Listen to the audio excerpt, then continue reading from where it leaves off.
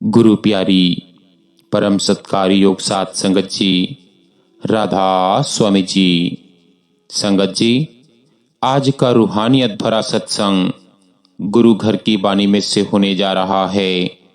अपने अपने गुरु महाराज को याद करके आज के इस सत्संग को ध्यान पूर्वक श्रवण करें। संगत जी, आज का यह सत्संग एक प्रश्न के आधार पर होने जा रहा है। एक मित्र के द्वारा प्रश्न पूछा गया है कि नामदान के बाद भी अगर जीवन नहीं बदला तो गलती कहाँ होती है। संगत जी, आज हम उस प्रश्न पर मन को रोककर खड़ा करते हैं जो हर नामदानी के भीतर कभी न कभी उठता है। नामदान लिए हुए समय बीत गया, सत्संग सुने, भजन सिमरन भी किया, फिर भी जीवन में वैसा बदलाव क्यों नहीं आया जैसा सोचा था। क्रोध पहले जैसा ही है, अहंकार अब भी सिर उठाता है, मन संसार में उतना ही उलझा हुआ है। तो क्या नाम में कमी है? क्या गुरु की कृपा कम है? या मेरी आत्मा ही अभागी है? संत मत बड़ी करुणा से कहता है कि नाम में कोई कमी नहीं, गुरु की कृपा में कभी कम नहीं होती। गलती कहीं और होती है और वही गलती समझने के लिए यह विचार किया जा रहा है। नामदान कोई मंजिल नहीं है, नामदान तो यात्रा का द्वार है। जैसे कोई बीज मिट्टी में बो दिया जाए, लेकिन उसे पानी ना मिले, धूप ना मिले, देखभाल ना हो तो वह बीज पेड़ कैसे बनेगा। वैसे ही नाम आत्मा में बीज की तरह दिया जाता है, लेकिन उस बीज को बढ़ाने की जिम्मेवारी जीवन जीने के ढंग से जुड़ी होती है। अगर नामदान के बाद यह मान लिया जाए कि अब सब कुछ अपने आप हो जाएगा, अब कर्म नहीं आएंगे, अब मुक्ति तय है, तो यहीं से सबसे बड़ी भूल शुरू होती है। नामदान के बाद अगर भीतर यह भाव आ जाए कि मैं अब कुछ विशेष हूं, मैं दूसरों से ऊपर हूं, मैं चुना हुआ हूं, तो समझ लेना चाहिए कि नाम का असर अहंकार को तोड़ने की बजाय अहंकार को और सूक्ष्म बना रहा है। जबकि नाम का स्वभाव है नम्र बनना, झुकाना। अगर नामदान के बाद विनम्रता नहीं आई, सहनशीलता नहीं बढ़ी, दूसरों को समझने की शक्ति नहीं जगी, तो नाम केवल शब्द बनकर रह गया है। आत्मा तक उसकी जड़ें अभी नहीं पहुंची है।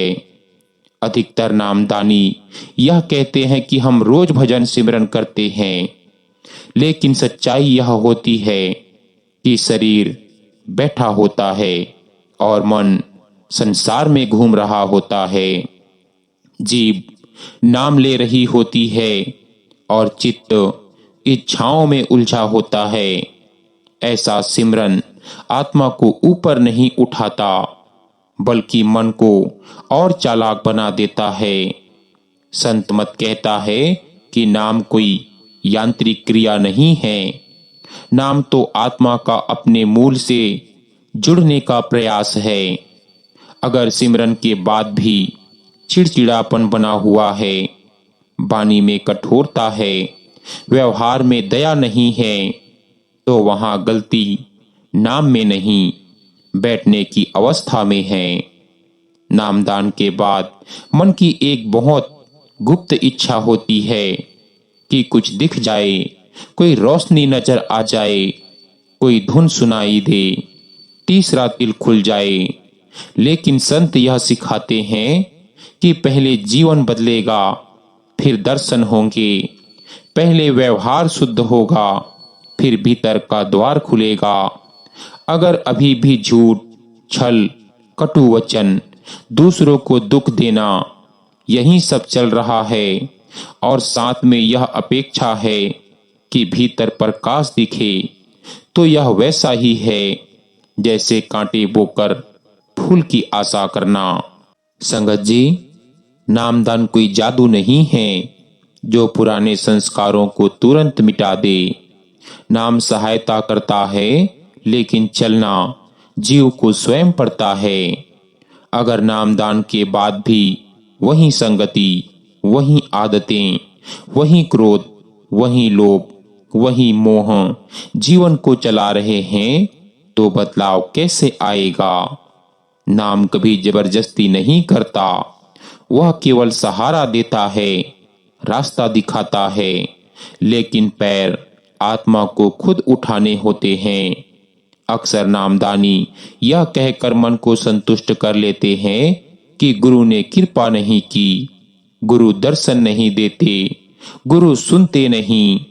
जबकि संत मत का सबसे गहरा रहस्य यह है कि गुरु बाहर से अधिक भीतर काम करते हैं। बाहर के दर्शन मन को प्रसन्न करते हैं, लेकिन भीतर की कृपा आत्मा को बदलती है। और अगर भीतर का द्वार ही अहंकार, अधैर्य, असावधानी से बंद रखा गया है, तो गुरु भीतर प्रवेश कैसे करे? भीतर का द्वार विनम्रता से खुलता है, धैर्य से खुलता है, नियमित सिमरन से खुलता है, सादगी भरे जीवन से खुलता है। और जब यह द्वार थोड़ा सा भी खुलता है, तब नाम अपना काम शुरू करता है। तब धीरे धीरे जीवन बदलने लगता है। क्रोध की आग धीमी पड़ने लगती है, अहंकार पिघलने लगता है, और आत्मा को यह अनुभव होने लगता है कि नाम कोई बोझ नहीं, बल्कि शरण है। इसीलिए अगर नामदान के बाद भी जीवन नहीं बदला, तो दोष नाम में नहीं, दोष हमारी अपेक्षाओं में है, हमारी जल्दबाजी में है, हमारी जीवन शैली में है। और जब यह समझ आ जाती है, तभी से असली साधना शुरू होती है। संगत जी, अब मन को थोड़ा और गहराई में ले चलते हैं, क्योंकि नामदान के बाद जीवन ना बदलने का कारण केवल ऊपर की भूलों में नहीं होता, बल्कि बहुत सूक्ष्म स्तर पर मन की चालें काम कर रही होती है, जिनको पहचाने बिना साधना आगे नहीं बढ़ती। सबसे पहली बात यह समझने की है कि नाम बाहर से लिया जाता है, लेकिन उसे भीतर उतारने का काम मन की शुद्धता से होता है। और मन की शुद्धता केवल बैठने से नहीं, जीने से आती है। बहुत बार ऐसा होता है कि सिमरन के समय नींद आती है, ऊब होती है, मन बार बार उठ जाने को कहता है, और हम समझ लेते हैं कि शायद हमारे बस का यह रास्ता नहीं है। लेकिन सच्चाई यह है कि यह मन की पुरानी आदतों का विरोध है। मन वर्षों से बाहर की ओर दौड़ता आया है, और जब उसे भीतर मोड़ने की कोशिश होती है, तो वह थकान, ऊब और नींद के रूप में प्रतिरोध करता है।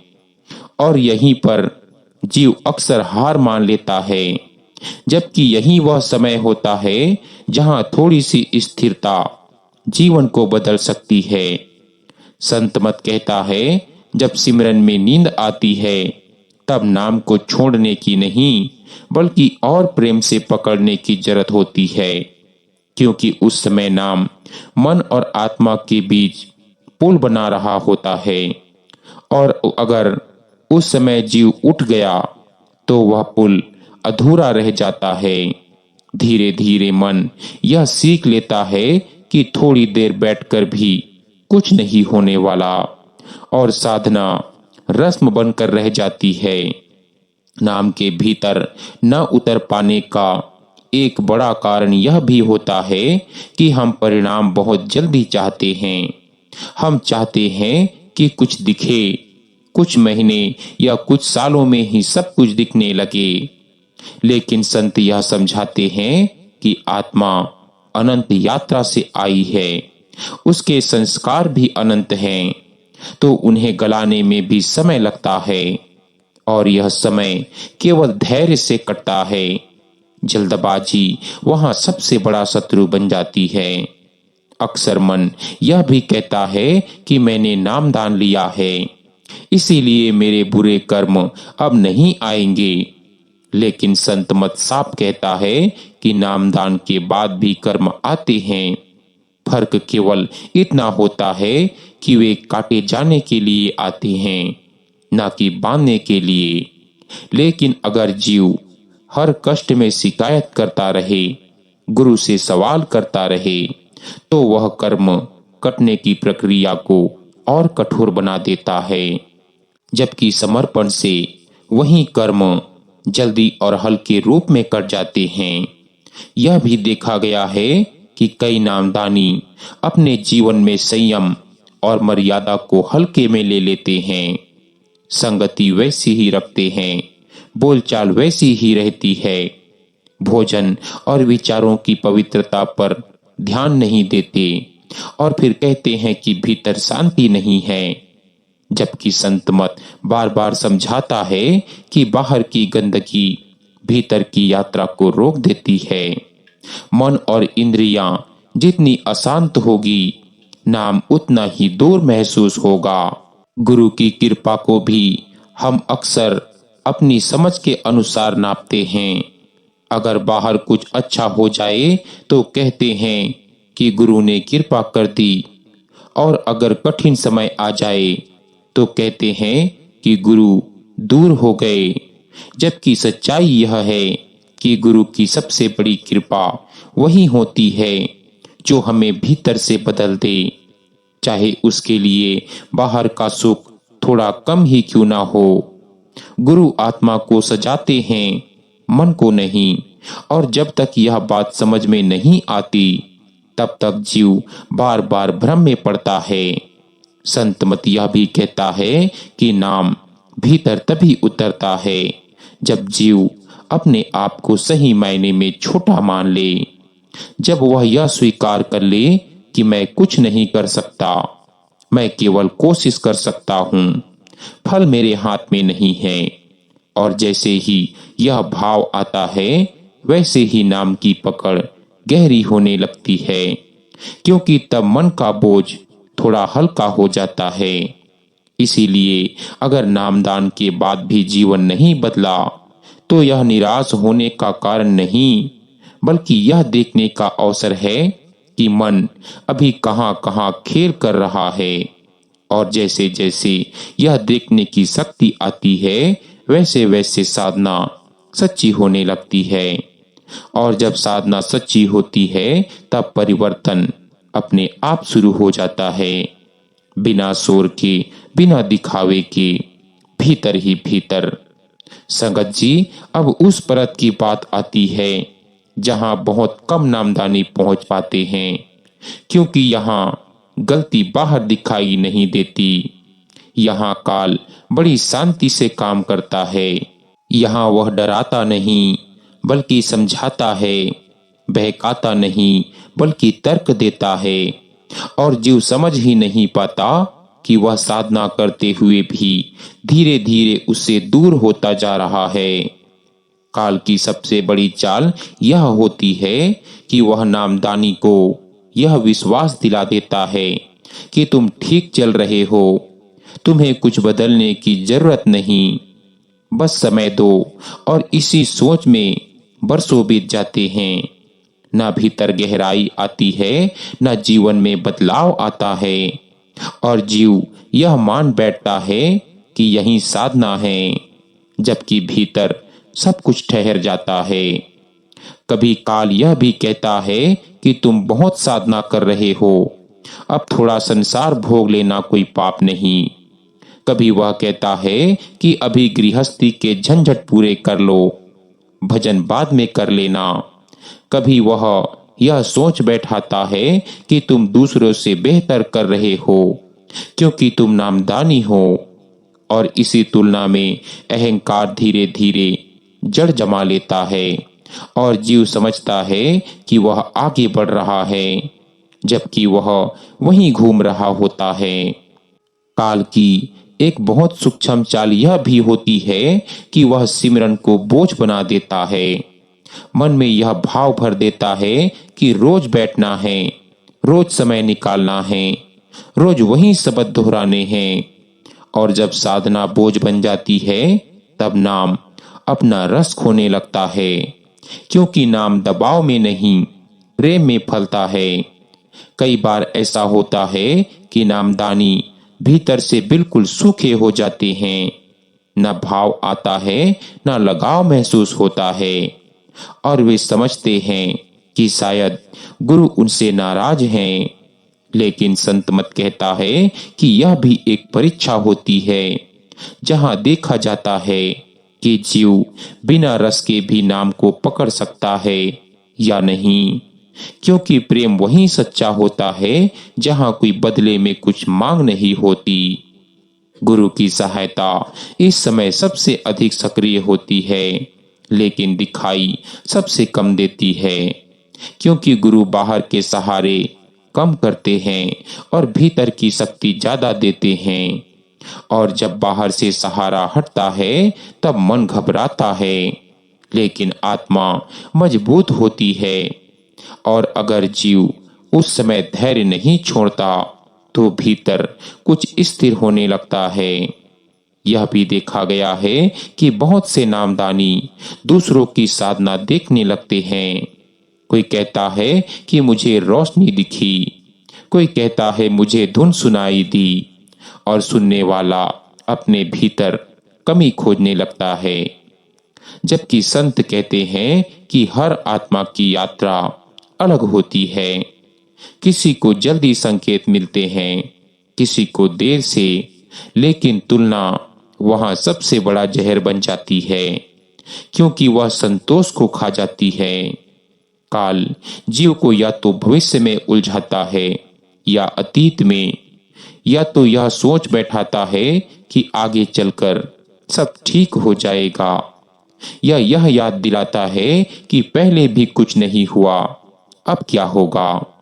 और इन दोनों के बीच वर्तमान का क्षण हाथ से निकल जाता है, जबकि नाम केवल वर्तमान में काम करता है, बीते हुए पछतावे में नहीं और आने वाली कल्पनाओं में नहीं। जब जीव यह सीख लेता है कि आज बस नाम पकड़ना है, आज बस विनम्र रहना है, आज बस किसी को दुख नहीं देना है, तो वही छोटा सा आज धीरे धीरे पूरे जीवन को बदल देता है। और काल की पकड़ वहीं ढीली पड़ने लगती है, क्योंकि काल बड़े बड़े निर्णयों से नहीं, छोटे छोटे आज से हारता है। इसीलिए अगर नामदान के बाद भी जीवन में स्थिरता नहीं आई तो इसका अर्थ यह नहीं कि साधना व्यर्थ है, बल्कि इसका अर्थ यह है कि यात्रा उस मोड़ पर है जहां सूक्ष्म परीक्षा चल रही है। और अगर जीव इस परीक्षा को पहचान ले तो वही परीक्षा कृपा बन जाती है, और वही ठहराव आगे की गति का आधार बन जाता है। संगत जी, अब बात उस परिवर्तन की होती है जो शोर नहीं करता, जो बाहर से दिखाई नहीं देता, लेकिन भीतर जीवन की दिशा को बदल देता है। क्योंकि नाम का असली असर अचानक चमत्कार की तरह नहीं आता, वह धीरे धीरे मन की पकड़ को ढीला करता है, और जीव को पता भी नहीं चलता कि वह पहले जैसा नहीं रहा। जब नाम भीतर काम करने लगता है तो सबसे पहले यह नहीं दिखाता कि रोशनी दिखी या धुन सुनाई दी, बल्कि यह दिखाता है कि वही बात जो पहले चुप जाती थी अब उतनी चोट नहीं करती, वही अपमान जो पहले क्रोध जगा देता था अब सहन हो जाता है। और यही वह परिवर्तन है जिसे मन छोटा समझता है, लेकिन आत्मा की दृष्टि से वही बहुत बड़ा कदम होता है। नाम का असर यह भी होता है कि जीव को अपनी कमजोरियां साफ दिखाई देने लगती है। पहले जहां वह दूसरों को दोष देता था, अब वह स्वयं को देखने लगता है, और यह देखने की शक्ति बहुत बड़ी कृपा होती है। क्योंकि जब तक रोग दिखाई ना दे इलाज शुरू नहीं होता, और जब भीतर का रोग दिखाई देने लगता है तब साधना सचमुच जीवित हो जाती है। धीरे धीरे यह भी अनुभव होने लगता है कि संसार की वही चीजें जो पहले बहुत आकर्षक लगती थी अब उतनी खींच नहीं रही। यह वैराग्य जबरन नहीं आता, यह अपने आप आता है। जैसे कोई खिलौना बड़ा होने पर अपने आप छूट जाता है और इस छूटने में कोई पीड़ा नहीं होती बल्कि एक हल्कापन महसूस होता है। नाम का असर यह भी है कि जीव को अकेलेपन से डर कम लगने लगता है। पहले जहां खालीपन डराता था अब वही खालीपन शांति देने लगता है, क्योंकि मन जब थोड़ा शांत होता है तब आत्मा की उपस्थिति महसूस होने लगती है और यह उपस्थिति बाहर किसी के होने या ना होने पर निर्भर नहीं रहती। इस अवस्था में कई बार ऐसा भी होता है कि साधक में रस आता है और फिर चला जाता है। कभी मन बहुत आसानी से टिक जाता है, कभी बिल्कुल नहीं, और जीव सोचता है कि शायद वह पीछे जा रहा है। लेकिन संत कहते हैं कि यह आगे बढ़ने का ही हिस्सा है। जैसे समुद्र में लहरें ऊपर नीचे होती रहती है लेकिन पानी आगे ही बढ़ता रहता है।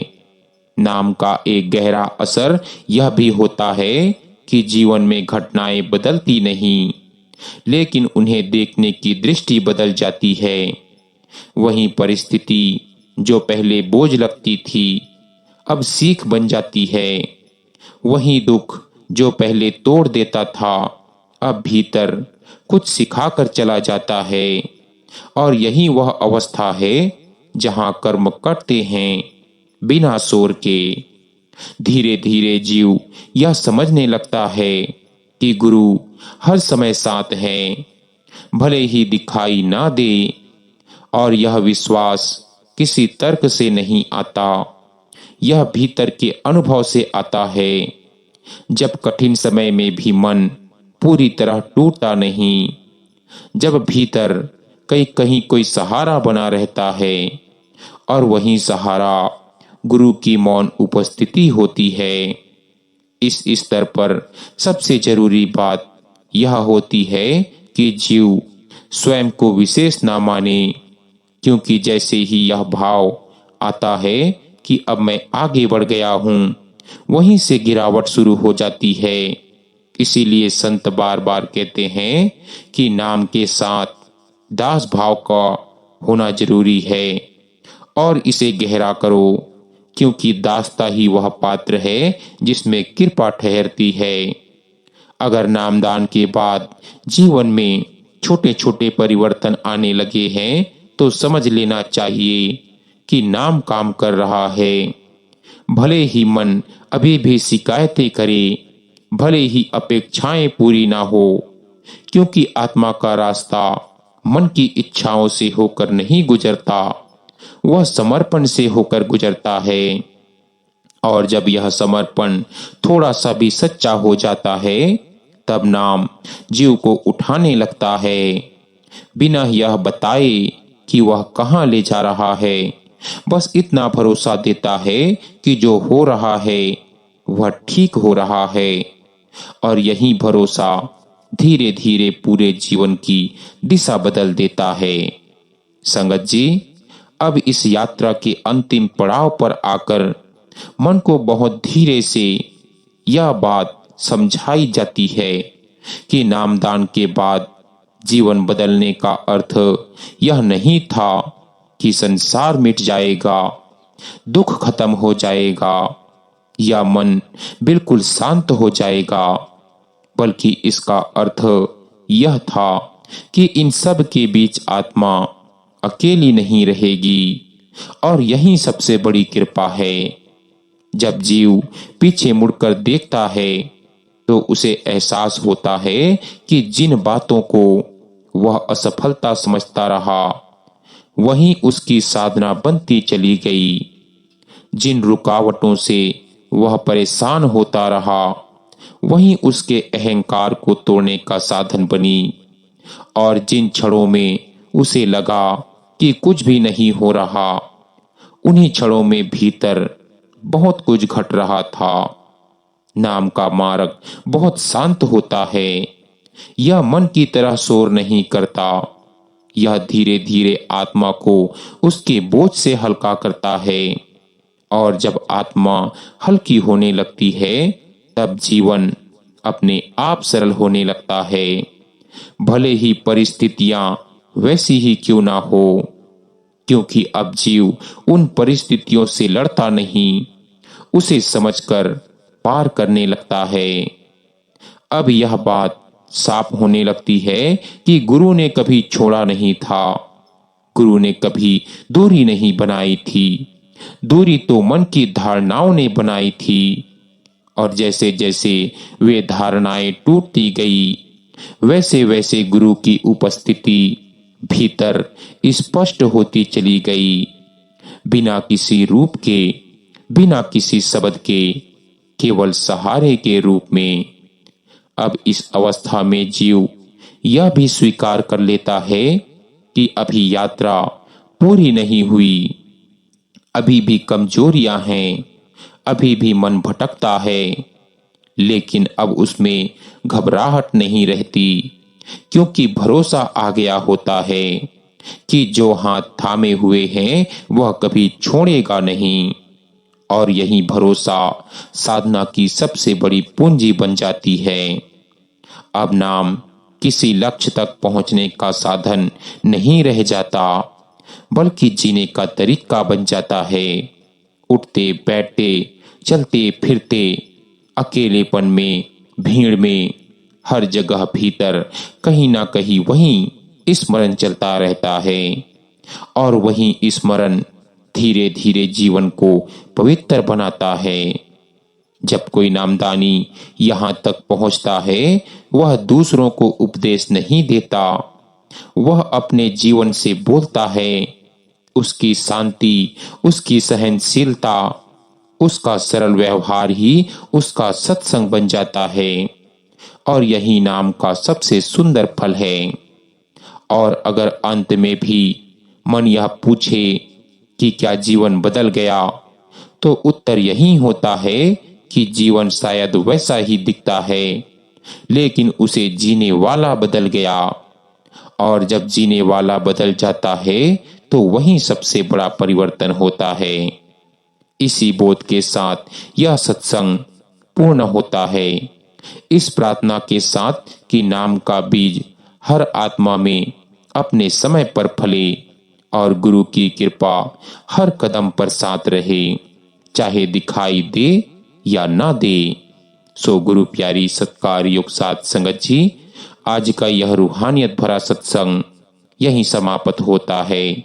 अगर आपने हमारा पिछला सत्संग नहीं सुना है तो जाकर जरूर सुनिएगा, बहुत ही प्यारा सत्संग है। संगत जी, आप सभी से अंत में एक छोटी सी विनती और की जाती है कि जो भी सत्संगी भाई बहन चैनल पर नए हैं, सत्संग सुनने के लिए चैनल को सब्सक्राइब जरूर कर लीजिएगा और बेल नोटिफिकेशन को ऑल पर जरूर प्रेस कर दीजिएगा, ताकि जो भी सत्संग वीडियो अपलोड हो सबसे पहले उसका नोटिफिकेशन आप जी तक पहुंच सके। और एक छोटी सी विनती और की जाती है कि सत्संग वीडियो को ज्यादा से ज्यादा सत्संगी भाई बहनों के साथ शेयर भी जरूर कीजिएगा, ताकि उन्हें भी सत्संग वीडियो का पूरा पूरा लाभ प्राप्त हो सके। तो संगत जी, दीजिए इजाजत, मिलते हैं एक नए सत्संग वीडियो के साथ। तब तक के लिए आप सभी को प्यार भरी राधा स्वामी जी।